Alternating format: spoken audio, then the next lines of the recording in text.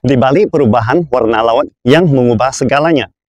Hari ini kita akan mengobrol hal yang agak santai, namun mungkin agak mengkhawatirkan. Tahukah Anda, 56% dari lautan kita sedang berubah menjadi hijau. Ketika orang-orang berbicara tentang planet bumi, mereka sering mengatakan bahwa ini adalah planet biru yang sangat indah. Hal ini karena jika dilihat dari luar angkasa, 70% permukaan bumi adalah lautan yang berwarna biru. Namun, di masa depan, planet biru ini mungkin akan berubah menjadi planet hijau. Karena lebih dari setengah lautan di dunia telah menjadi lebih hijau selama 20 tahun terakhir akibat perubahan iklim. Penelitian terbaru yang diterbitkan dalam jurnal Nature menunjukkan bahwa dengan adanya global warming, lautan yang tadinya berwarna biru mulai berubah menjadi hijau di sepanjang pantai dunia. Efek penghijauan yang signifikan terjadi di wilayah laut tropis dan subtropis di antara garis lintang 40 derajat selatan dan 40 derajat utara, dengan efek yang paling mencolok di sekitar Khatulistiwa. Mengapa hal ini bisa terjadi? Ternyata perubahan tersebut disebabkan oleh perubahan dalam kerapatan dan distribusi plankton di dalam lautan. Organisme mikroskopik ini mengandung proklofir yang membuat mereka memiliki warna hijau muda, dan mereka menggunakan pigmen ini untuk membuat makanan dari sinar matahari. Organisme plankton mengandung klorofil yang membuat air laut berwarna hijau ketika mereka berkumpul dalam jumlah besar. Ketika air laut menghangat, lapisan air yang lebih dalam menjadi lebih terpisah, sehingga nutrisi sulit naik ke permukaan. Dalam kondisi seperti ini, plankton kecil memiliki lebih banyak peluang untuk bertahan hidup, sehingga warna lautan perlahan berubah menjadi hijau. Penelitian yang dilakukan oleh para peneliti di Universitas Negara Bagian Oregon, AS, menunjukkan perubahan suhu air laut memiliki dampak yang sangat kuat pada perubahan warna lautan. Namun, masih belum jelas sejauh mana dampak ini dan apakah ada faktor-faktor lain dalam lautan yang menyebabkan perubahan ini. Penelitian terbaru utamanya menggunakan pengukuran perubahan warna laut dari satelit. Sedangkan penelitian sebelumnya memprediksi perubahan yang signifikan akan terjadi pada tahun 2100 jika emisi gas rumah kaca terus meningkat. Prediksi tersebut menunjukkan jika semuanya tetap seperti saat ini dan emisi gas rumah kaca terus meningkat, maka wilayah lautan subtropis yang biasanya berwarna biru akan berubah menjadi lebih biru. Sedangkan di wilayah di sekitar Khatulistiwa dan kutub yang cenderung berwarna hijau akan menjadi lebih hijau. Penelitian tahun 2019 menekankan bahwa perubahan warna ini bukan hanya fenomena biasa, tetapi juga merupakan indikator dari pemanasan global yang akan mengakibatkan perubahan drastis di dunia. Para ilmuwan saat ini masih tidak dapat memprediksi bagaimana perubahan iklim akan mempengaruhi distribusi plankton di lautan. Jadi, mereka akan terus memantau perubahan warna air laut. Studi ini menjadi peringatan bahwa perubahan iklim yang disebabkan oleh manusia telah memiliki dampak besar pada sistem bumi. Warna laut adalah tampilan dari zat yang ada di lapisan atasnya. Biasanya, air laut berwarna biru tua menunjukkan sedikit kehidupan. Sedangkan air laut berwarna hijau menunjukkan adanya ekosistem, terutama plankton yang mengandung klorofil yang berwarna hijau. Klorofil membantu plankton mengambil sinar matahari dan mengubah karbon dioksida dari atmosfer menjadi gula. Plankton adalah dasar dari rantai makanan laut yang semakin kompleks, termasuk krill, ikan, burung laut, dan mamalia laut. Plankton juga merupakan komponen penting dalam penangkapan dan penyimpanan karbon di laut. Oleh karena itu, para ilmuwan ingin memantau perubahan kandungan plankton di permukaan laut dan melihat bagaimana komunitas kunci ini merespons perubahan iklim. Untuk mencapai tujuan ini, para ilmuwan melacak perubahan rasio cahaya biru dan cahaya hijau yang dipantulkan oleh permukaan laut yang dapat dilihat dari luar angkasa untuk memantau perubahan klorofil. Lalu, mengapa warna laut berubah? cahaya matahari menembus permukaan laut hingga kedalaman 183 meter. Di bawah kedalaman ini, semuanya berada di dalam kegelapan.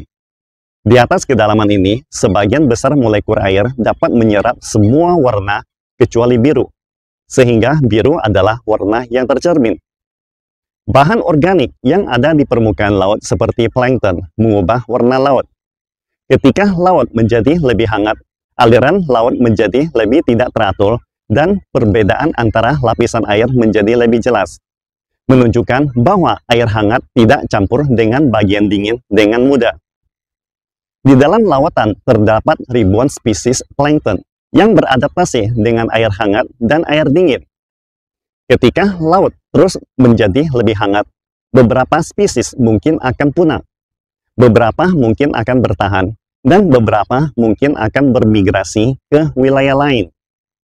Namun, hanya memperhatikan klorofil saja tidak cukup untuk memahami bagaimana perubahan iklim mengubah plankton. Peristiwa alam seperti El Nino dan La Nina juga mempengaruhi sejauh mana plankton berkumpul di wilayah tertentu. Penelitian tahun 2023 mengungkapkan bahwa banyak perubahan yang diprediksi sebelumnya sekarang sudah terjadi. Dengan menggunakan instrumen pengukuran cahaya yang dibawa oleh satelit buatan NASA, para ilmuwan mengamati bahwa lebih dari setengah wilayah bumi yang tertutupi oleh lautan sudah menunjukkan perubahan warna yang signifikan, sekitar setara dengan kandungan klorofil di wilayah tersebut. Lalu, apa arti perubahan warna ini? Artinya, lebih banyak ekosistem akan didominasi oleh plankton kecil. Lautan menyerap sekitar sepertiga emisi karbon dioksida global, dan organisme laut seperti rumput laut dan alga laut memainkan peran penting dalam menarik karbon dari atmosfer. Namun, alga laut yang lebih kecil mungkin akan melemahkan kemampuan laut untuk melawan perubahan iklim. Plankton adalah dasar dari rantai makanan laut, di mana semua makhluk laut bergantung pada plankton untuk bertahan.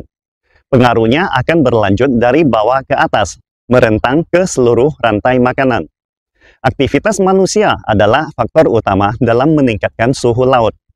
Gas rumah kaca seperti karbon dioksida, metana, dan nitrogen oksida yang dikeluarkan oleh bahan bakar fosil seperti batu bara, minyak, dan gas alam akan menyerap panas di atmosfer, sehingga meningkatkan energi bersih di seluruh sistem bumi dan mendorong pemanasan laut. Pemanasan laut memiliki dampak fatal terhadap keanekaragaman hayati laut, termasuk pemutihan terumbu karang dan kematian. Kemungkinan pemutihan terumbu karang di sepanjang pesisir pulau di Pasifik Tengah, termasuk pulau-pulau di dekat Khatulistiwa dan pesisir Karibia Tengah Amerika, mencapai 90%.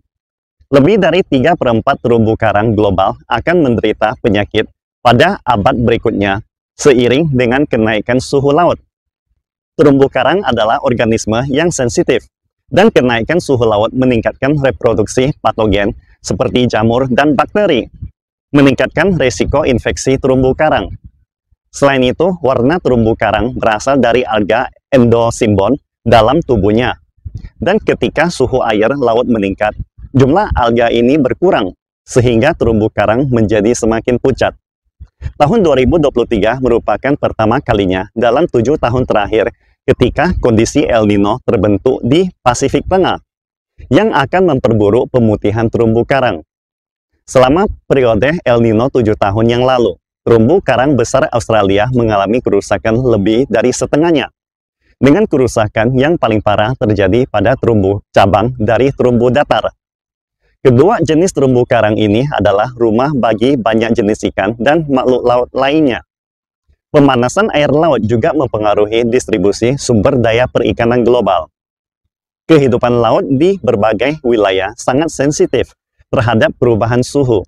Dan di sebagian besar wilayah laut, keragaman spesies perikanan tidak akan bertambah saat suhu permukaan air laut melebihi 20 derajat Celcius dalam setahun.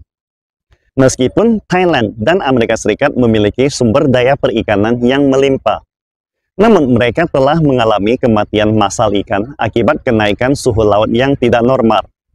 Pada akhir bulan lalu, Pantai di Thailand Selatan dipenuhi oleh ikan mati yang terdampar, termasuk pantai di sepanjang Teluk Meksiko di negara bagian Texas, AS.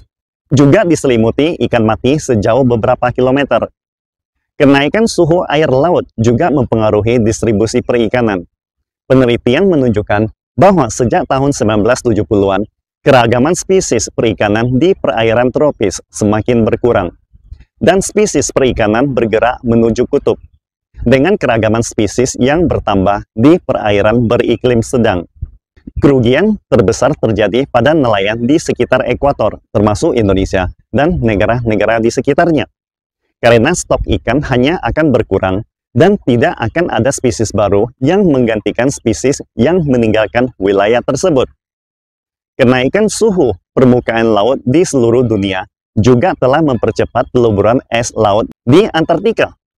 Data yang dirilis oleh Organisasi Meteorologi Dunia pada tanggal 10 bulan ini menunjukkan bahwa luasnya es laut Antartika telah mencapai rekor terendah sepanjang sejarah pengamatan satelit, sekitar 17% di bawah rata-rata.